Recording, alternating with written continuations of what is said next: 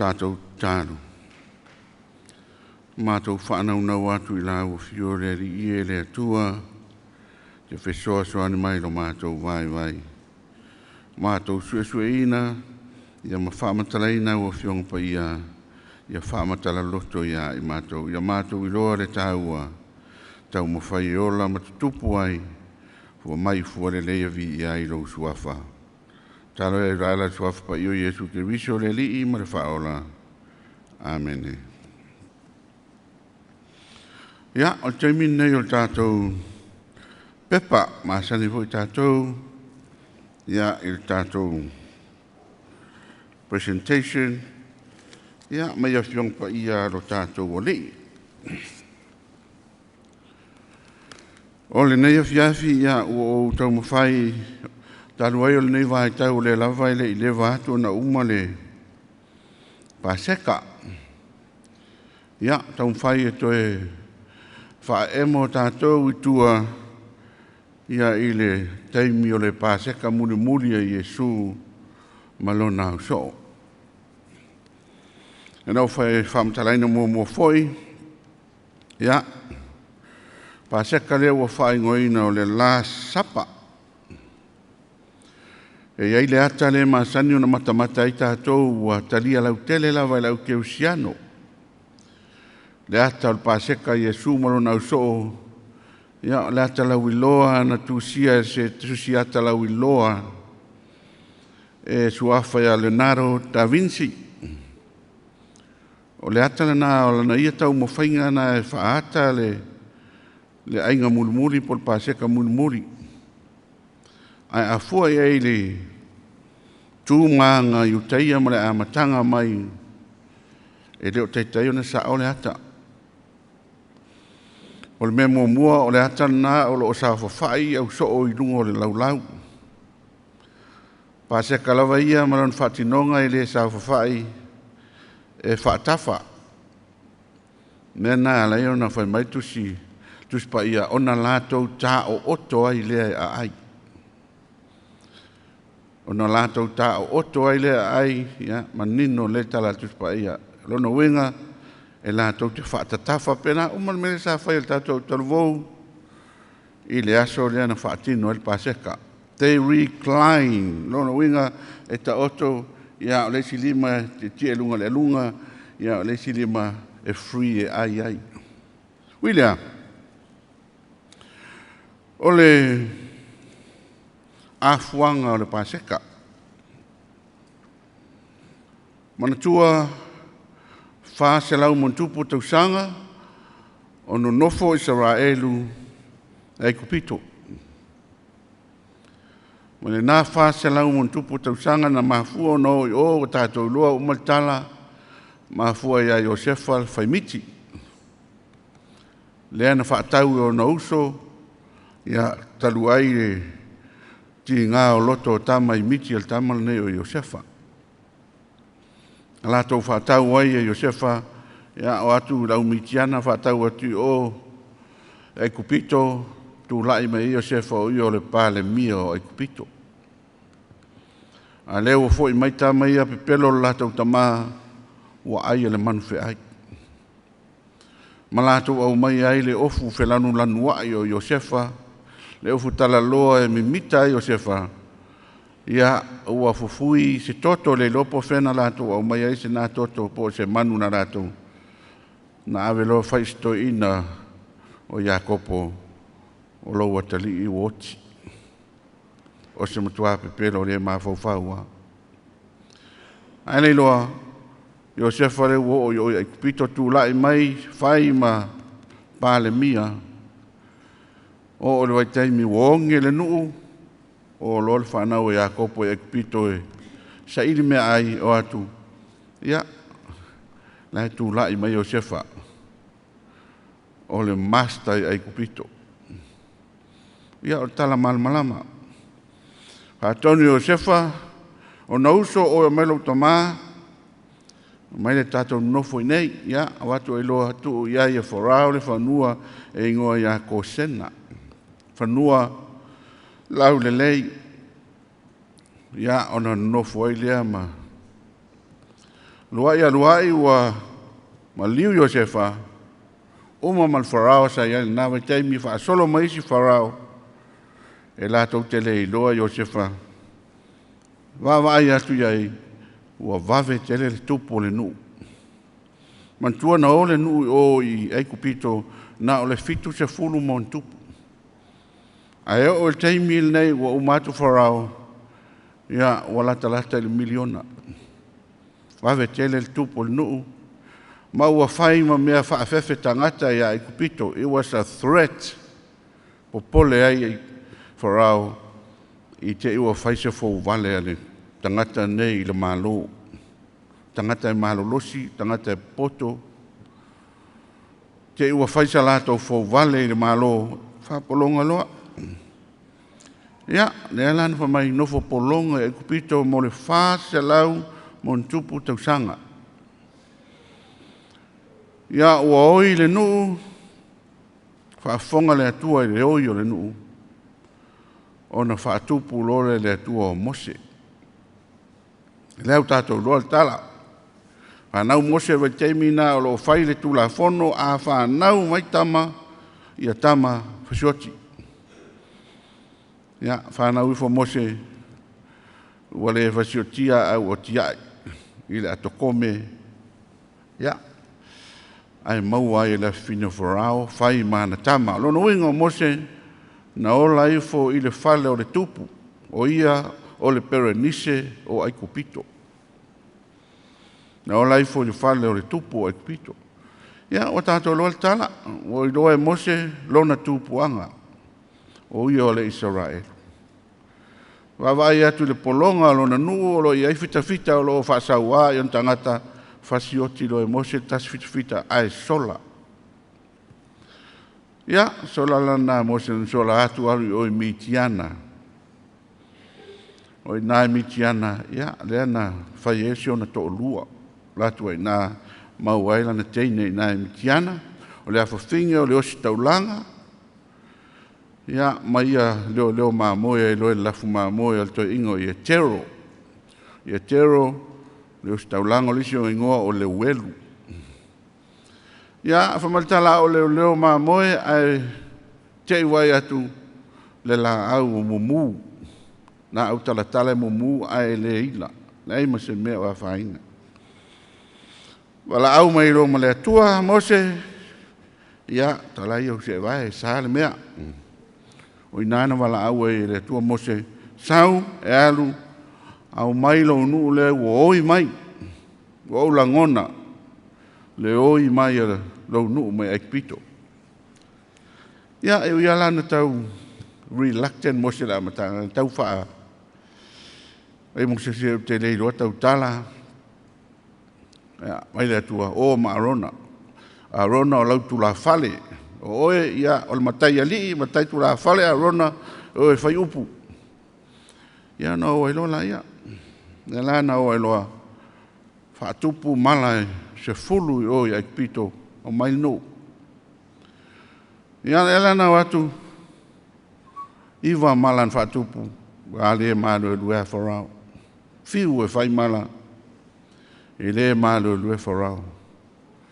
Ia manatu loa la whaatupu mala lon se fulu malala le na whasiotia o mai ia ulumatua tangata ma ulumatua manu. Le mala lon sifulu le la fai, whasiotia ma ulumatua tangata ma manu. Ia, ona iai loleo tusi len tātou whaitau nei. Sala tusi len tātou whaitau nei, ia, ole polo inga le nā le atua I le mea lea o le atupu. O le atupu le mea lea o le atau atupu le mala, ia na whai role o le mea lea o whai atuai. A mai le maa moe le ainga, o le maa moe poa, maa moe le lei.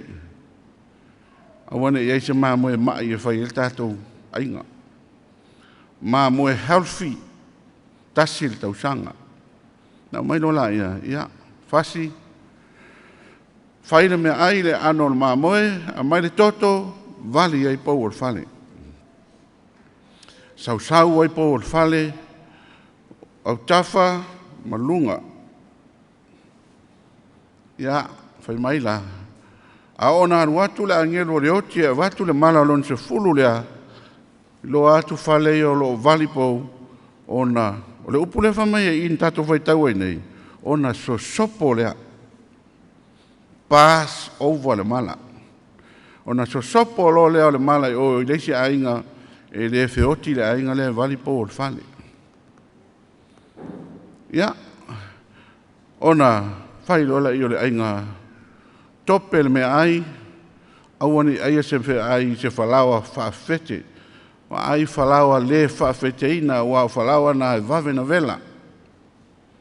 Ia, Malaysi, o falawa le whaafete ina, o falawa na ai la upolonga. O tau nasa polonga, ai falawa al polonga.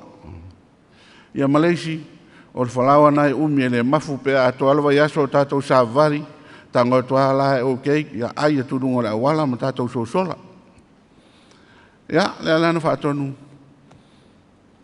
ai fola le fa feteina ya ma so sola lo al fatonu ngol te mi tauni e fai ai tu sauni tu yo se vai fai ro buspa o lo to per ai kera ko ele sino fono foi la ma ai ala sauni tu mai sa unio la so sola ya le lana so sola ino mal fola inga le tua ia fai le mea le nei ma fa Manatunga. Every year you tell your children and the children of your children about this fai ai mea no fai le tua ia te utou fa Manatu le mea le tausanga uma ya na le mai le mafuanga le Paseka mai le upu e Peru o le Paseka a le upu Aperila o le Passover na no winga Paseka e Aperila o le Passover a le fa samo mai to ina menita fai taunga nei o le sosopo ya en favelanta to fa ingoina o le tausa minga o le sosopo nang fa Samoa na to ina le fa Samoa ai mea uila a fuanga le na o le Paseka fai tausanga uma fa Manatu men fai ia le fa menta to fai tau nei le tusi fa mai o le aso se fulu fa mai le tua ia mosem masina nei fa fai masina nei o masina mua aso se fulu o masina au mai ele tau mangoe mai e tausi aso furufalo fai lole le a foi le tau saminga ona wenga aso furu nga su fa so ye tau siele ma moe sauni ele mele ma moe mama le ato to awone isma moe ma ya pe ano fai atu o Paseka lana fai e tangata Israelu tau sanga uma ya al fangala Paseka lato ya wa yai fo ya le fa solonga masani o lato o Paseka ya o le fangala Paseka le fa pupu atu umitele e yai mo meu laula au herbs e tonuel pala poto ya fa ta milo ai me e fa el te milo le ainga le o Paseka era nei laula au ia male suasami e ia le suasami o suasami tu ile ipu la poto o nga tonu o nai loi ai laula au ia mai o le winga lo loto suasami fa Manatu sami ula fa Manatu ai male o ona o le mafatianga sa ia le polonga laula au foi nei a ona tango ai e tangi o mata nga pe feu foi nei o le tangi na fa Manatu tuai le ti nga o le nofo polonga i o ia pito e ai ma fua moa o fa malo vela fa malo ia e ai mal ponai vi o le mamoi the lamb shank ia e lola ia ma falawa o falawa la ia e tolu falawa ma tu falawa le fa feteina pen folinga ni masi E tolu la whalawa I tono le ato, ia e whalawa I pito I lunga, ma le whalawa ngā tonu, ma le whalawa I pito I lano. Tono le ato lea, ia tātia role ia I. O le teimi la whai le paseka, ia ona, e voi le whainga e whai ai. William, ia, mai pu waina e wha. Whai pu waina e iei le teimi o le paseka. O ipu waina na e wha ingoa o ma. Tofu le ipu ma le ingoa. A o ingoa ipu e maua mai I le polo inga fo I le atua. Ina ua o maana whato awala au e le atua ia mose. E alu whasa roto nu. Ia ona ave fo le o polo inga le atua. O le a ia wha sa roto ina lo nanu. Le ala lo maua I le e soto iono se tanga I fo le e soto iono. E soto luna mata upo iono. Ia fai upo iono ma le fitu. E soto iono hai upo iono ma le fitu. Ai wa maua. Whionga pa ia le atua fai tau. O le nei fai atu le whanaunga Israelu. O au o le li. O te au maia o tau I lalo a venga mamafa ai kupito. O te lawea I mai foi a te o tau ai a lato ngā luenga. O te whaoreina mai foi o tau le lima whaaloa loa ma sala te tele. O te whaia o tau mo nu. E whai foi au mo o tau o tua. Tau te loa foi o au lava o le ali. O lo o tau o tua. O le au maia o tau I lalo a venga mamafa ai kupito. Ia inala, a sila le leie. Ma nino lei polo inga na ia le atua. Memo mua, I watupo e ono mai, o te au maia o tau I lalo a venga mamafa. Ia, o nala wha ingoa I le ipu mua, e tau le ipu o le wha pa iaina, a wā o lea ua whapa iaina le nuu mō le atua. O te au maia o tau, whapa iaina o tau mō au. Pa ingoe lo le ipu mō mua o le ipu o le whapa iaina a whapeltania, it's a cup of sanctification. A o whai ai lesi vaianga mulo si vaianga I lua le whai upu o lava le ono whamai, o te la whea I mai fo I a te au tau. O te la whea ia te autou. I will deliver you. Ia ila le ingoa o le ipu lona lua tau o le ipu o le deliverance. Ia whaasa moa le ipu o le saolotonga. Ia le whai ipu lava le ono longa vaenga la talata e I le whai unga le whai mai le tua o te whaolaina mai foi autou. I will redeem you. Ia, mawaile ngō le ipu lona tolu o le ipu o le whaolatanga. It's a cup of redemption. A whaitau salamu, a maisa I salamu I usu teimi o lo ia ia mea. Mai tā vita o te si iane le ipu o le whaolatanga. Le ipu lea. Ia ma le ipu lona wha. Ia, I le whai upu e fitu, whai mai le tua. O te whaia o tau mo nuu. Lona winga whaatu mawina o le ipu o le vivii ma le whaatu mawina. Restoration Cup. O ipu lana I wha. E lai I le afoi. I le teimi le o le Paseka. Ia. Ia ona uwha matala atu. Ia. Ona umi wha matalanga le Paseka. A le... E inu lei por whaasolonga le Paseka, e inu lei po mua, whai whaamanuia po blessing. Whaamanuia I le atua o le na au maia, I le malosi o mea uma whapena. Ia, umalona ipu, e inu lei po mua le na. Ia, le kapri nane u whainga ina o le ipu le sanctification. Ia, ona whaamatala lo le tala I pito. No fatasi la inga, whaamatala le ulo la inga, le tala I mea sa tupu I kupito. Whaamatala le polonga, ma mea umana, I mea na. Ia, e ai fo i matali ngā fesili le whanau, tali le tamā, ia ona umolola ia, na ipulona lua. Le ipulena o watu nei, whaingoina tu nei, o le ipul sa alotonga, o le Deliverance Cup.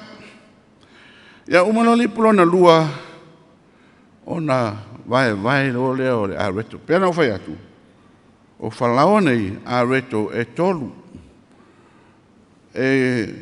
Tolu foi vahenga le ato le tu oi whalawa nei. Whalawa pito i lunga, whalawa ngā tonu, man whalawa pito i lalo. Whai ngala taimi o Paseka, ona tangolola i o le tamā au mai le whalawa le o ngā tonu.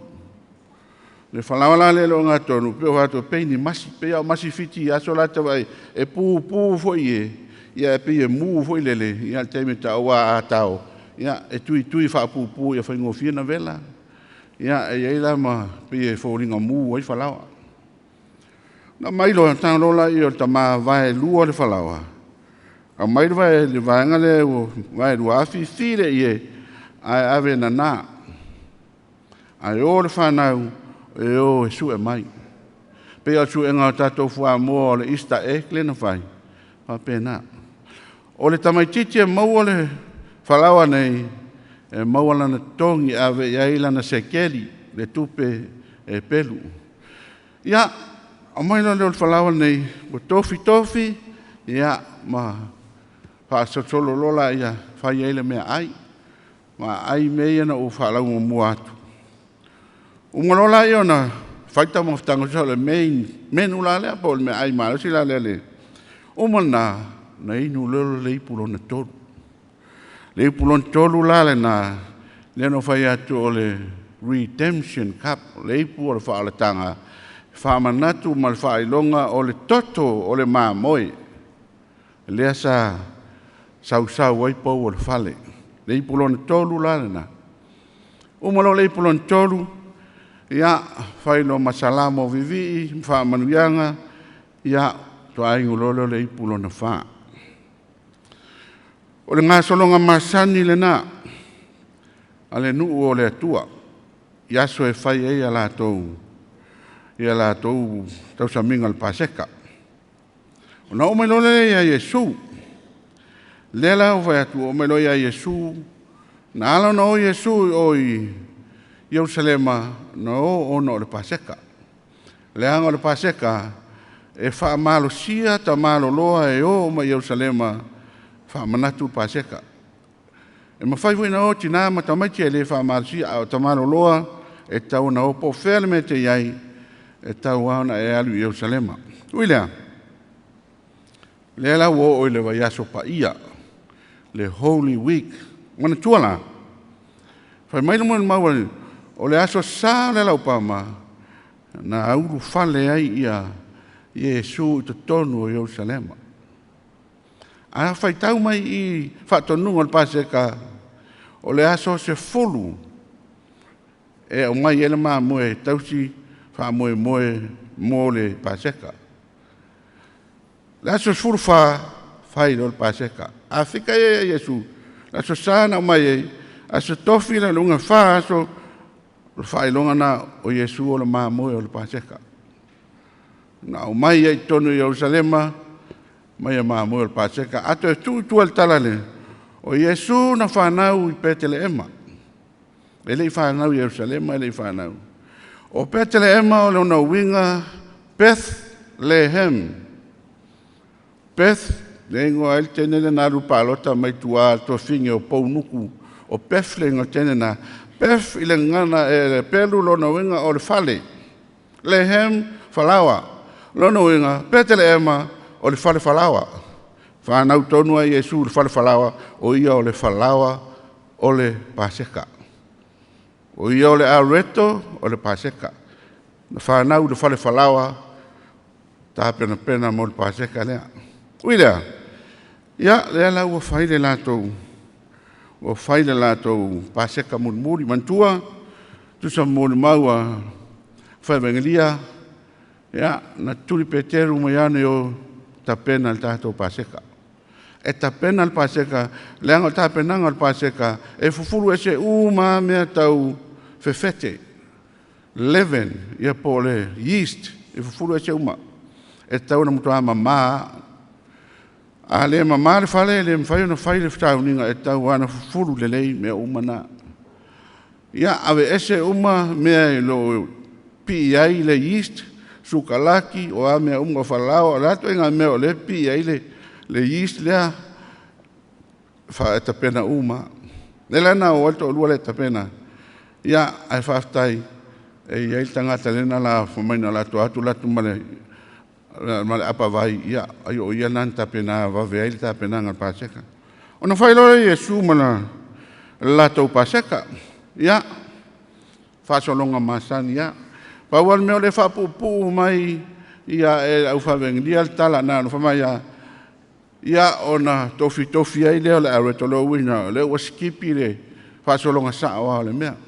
Ai oso loa i le teimi o le afo i o le mea ai mafa, le mea ai le main menu lea, ona tofi ai lea, ma whai atu, i nā tango ia, i nā ai, o lo utino le nei. O le whisiri, se ame ua whapea Iesu i nā tango ia nā ai o lo utino, pēo no whai atu. Whanau mai a Iesu na whanau I petele ema o le whale o whalawa, o le whale o areto, o ia o le areto o le ola. O le areto o le whalawa e ola I Israelu whaale tino. O Iesu o le areto whaale nganga e ola I le lalolangi a toa. Mena nā lainu whanau o I petele ema I le whale o whalawa. Le hulawa o ia, nā tango ia I nā ai o lau tino le nei o tau tofi masui o tau, whai nei mea whaamantunga. Mai o mo na ai o ni tangolo le ipu, lo na wingala o le ipu lo na tolu. That's the cup of redemption, le ipu o le wha o la tanga. Whaamanatu ai le toto o le mamo le na whai o. Whamatala Iesu o le ipu le nei o le whenga inga fau I lo toto, e le o le toto o le mamo I lo toto.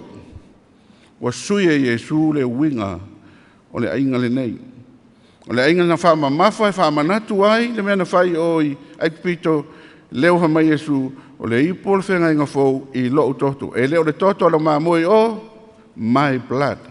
Le whenga inga fau lea, whai nei mea na wha mantunga ia tia.